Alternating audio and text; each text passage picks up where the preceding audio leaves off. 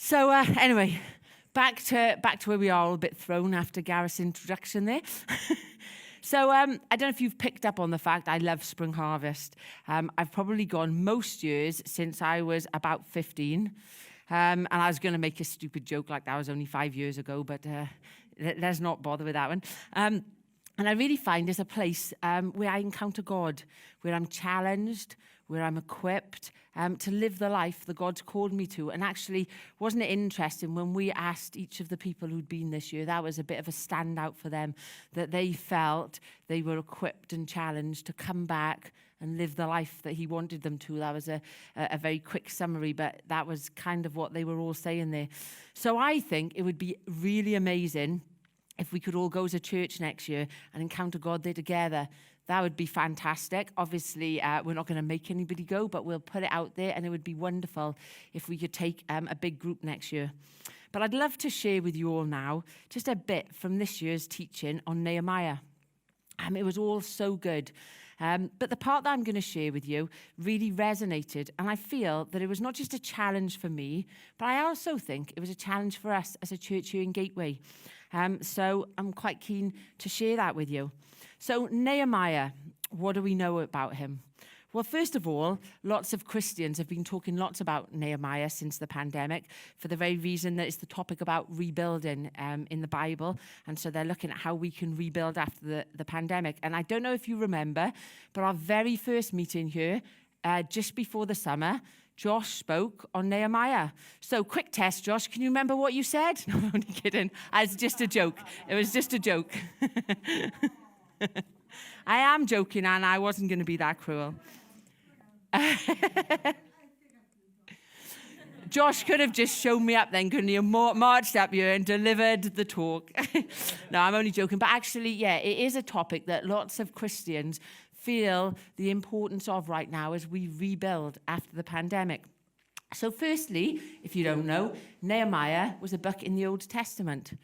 And at the start of the book, Nehemiah's job was that he was a cupbearer to the king. I'll let you go away and look up what that means, to be the cupbearer to the king. And in Hebrew, actually, Gareth, what it means is, before I drink any wine, I give it to you to test, to see if it poisons you, to see if you die. And I drank it all. And you haven't died yet, so we're all good. So yeah, that was Nehemiah's job. And in Hebrew, the meaning of the name Nehemiah is the God of comfort.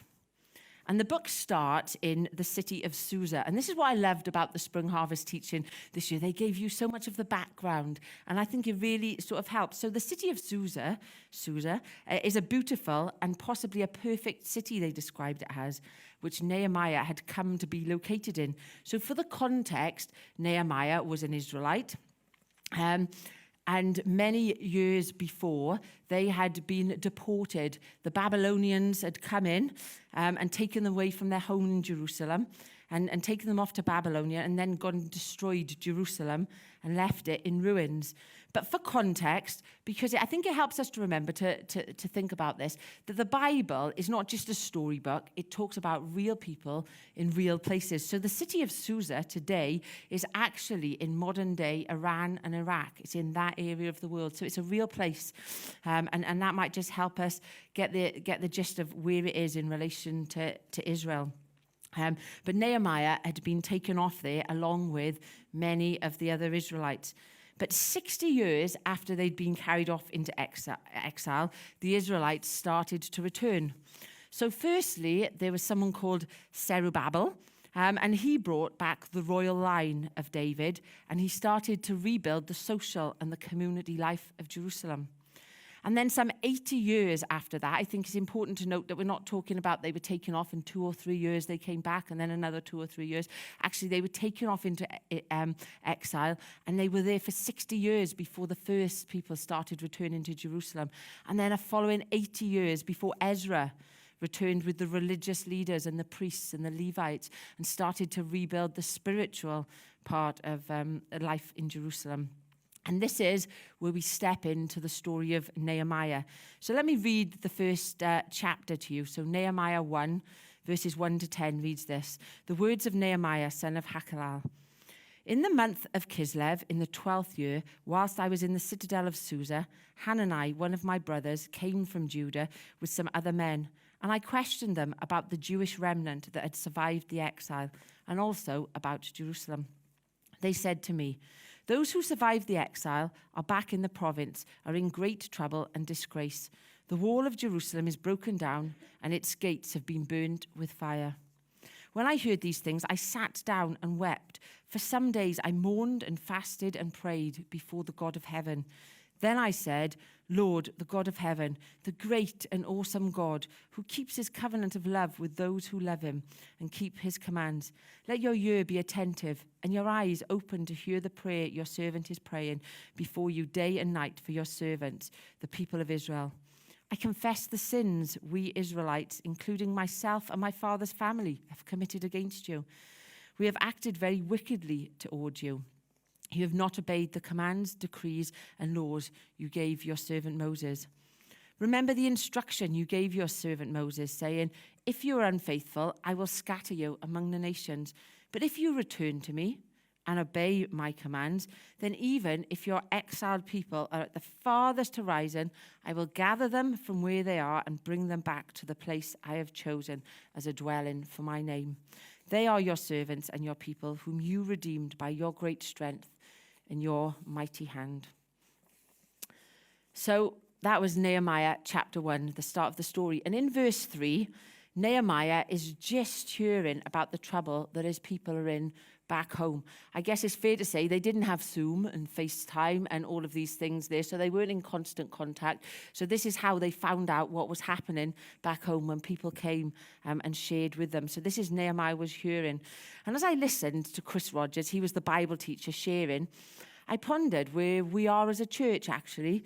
We've been online, then we've been here for the last 8 months, and now next week we're heading home to the place actually where we believe God's called us to. Who's excited, I was going to say, but Gareth's already shown his excitement. I hope you're excited to be thinking that we're returning back home to the school next week. And then I pondered, I guess, what situations we'll face when we move there.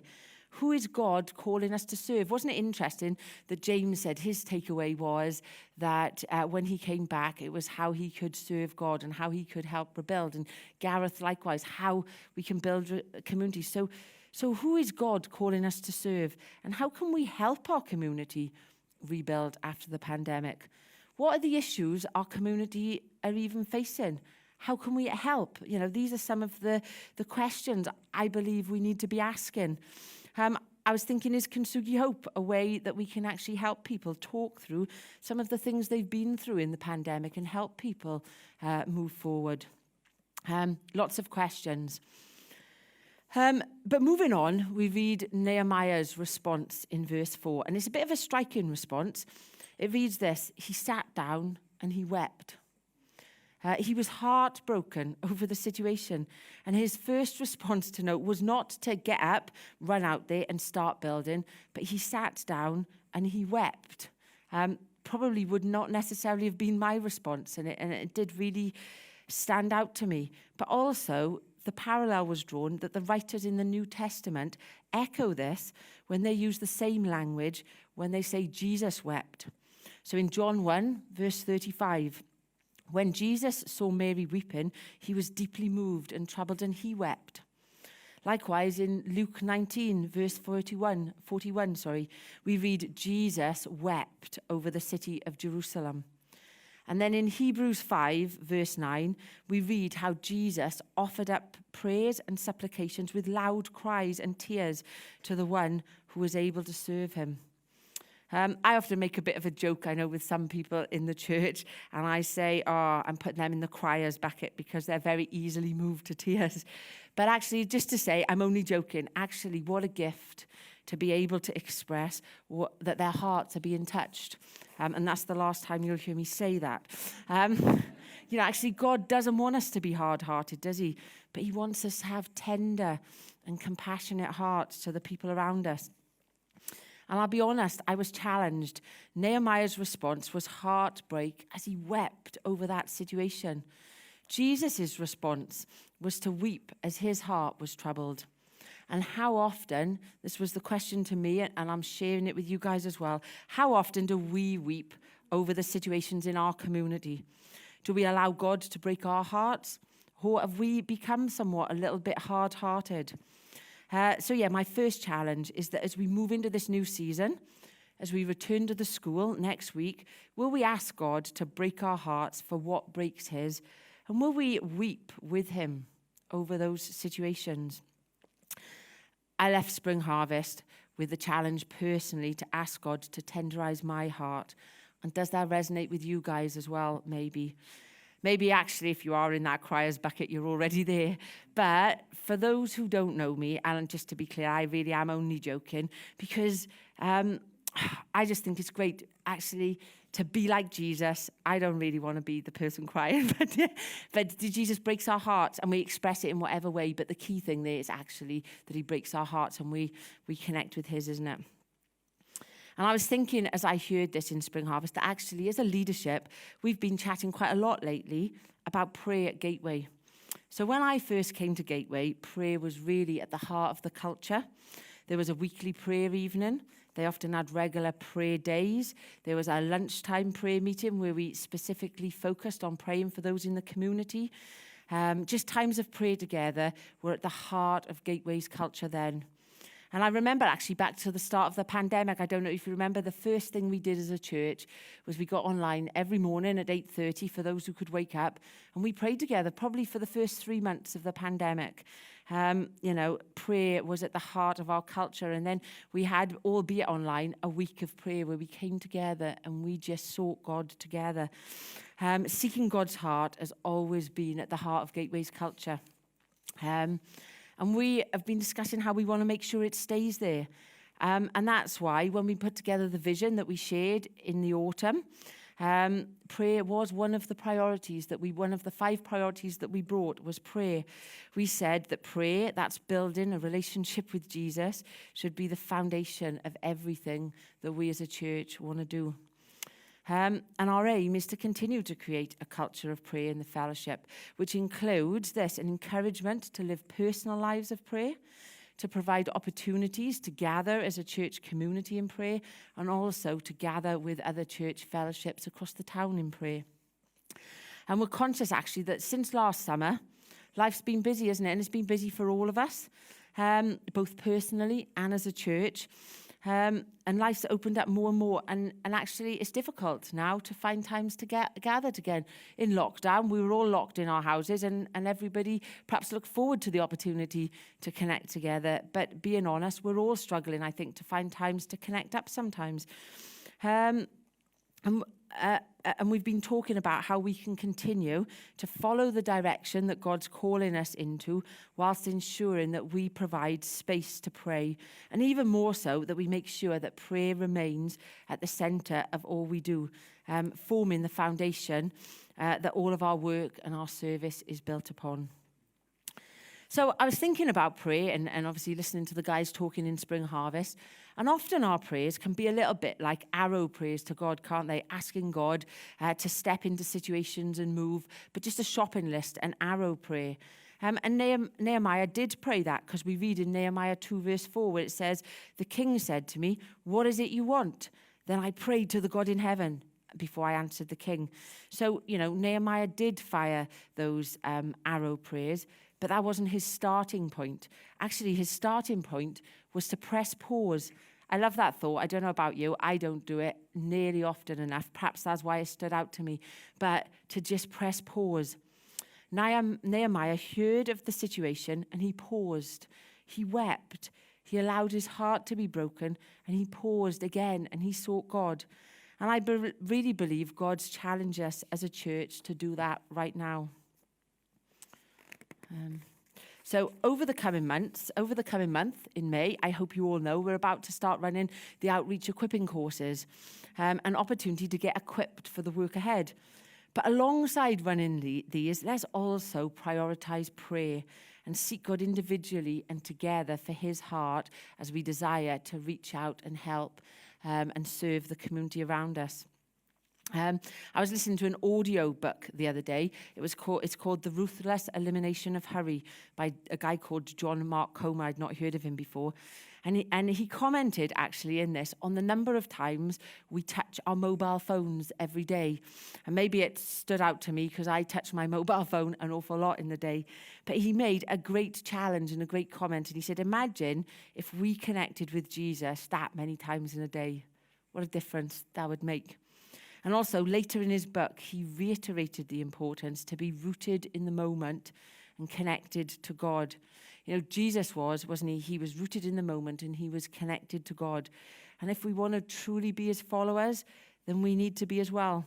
We need to pause for regular moments with Jesus, both personally and as a church. And actually, I think it's important that I just stop just for a minute before continuing and just say that I'm not suggesting this is a new thing and we all need to sort ourselves out because we don't pray enough.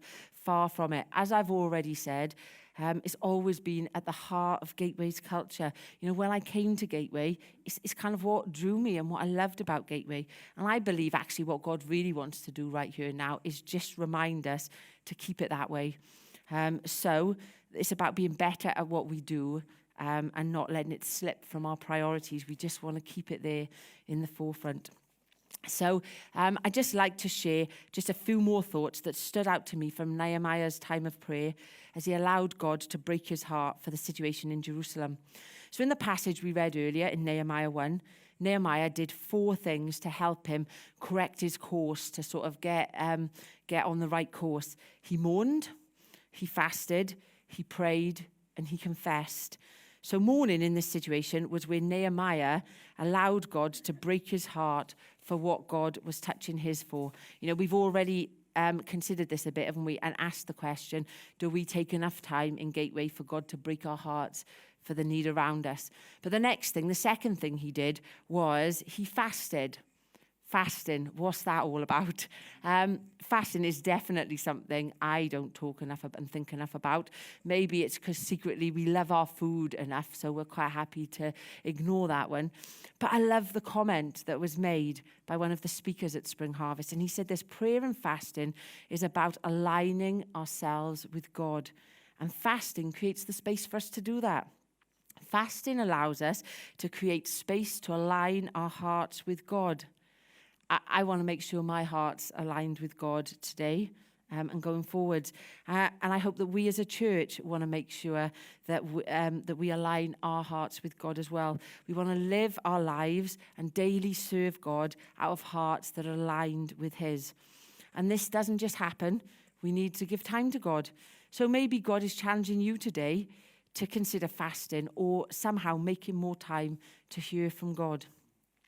So then Nehemiah prays, and his prayer here wasn't a shopping list or an arrow prayer for help. As we've already said, Nehemiah did pray in that way earlier, but this was after he'd already spent time aligning his heart with God. His initial prayer is described as a prayer of intercession. And again, I love the way this was described. A prayer of intercession is where we stand in the gap. He cried out for the people to connect them to God and God to the people. And I wondered, actually, when I heard that, what that looks like for us to intercede for our church and for our community. Can we set aside time as a church to stand in the gap for each other? And then these prayers led into prayers of confession. So in verses 6 and 7, on behalf of his people, on behalf of the Israelites, that is. And that really struck me, actually, because we live in a very individualistic culture, don't we, where it's about me and the group has a different meaning, I think. And we, I guess, consider it's our job to confess our sins. But how often are we prepared to own the sins of perhaps our family or our church, or not just the local church, but the church across the UK? And, I've met so many people who've been put off having a relationship with Jesus because the church has let them down. Intentionally or not, I'm not suggesting that the church has necessarily even done it, but how prepared are we to apologize on behalf of the church and confess those sins before God? It may not have been us personally, but it was from the body that we are very much a part of. This was Nehemiah's prayer. I confess the sins we Israelites, including myself and my father's family, have committed against you. We've acted wickedly towards you. We've not obeyed the commands, decrees, and laws you gave your servant Moses. You know, Nehemiah confessed on behalf of his nation. Restoration in Nehemiah started with a heart that was first aligned with God, where he recognized where God's people had departed from God's heart in the past.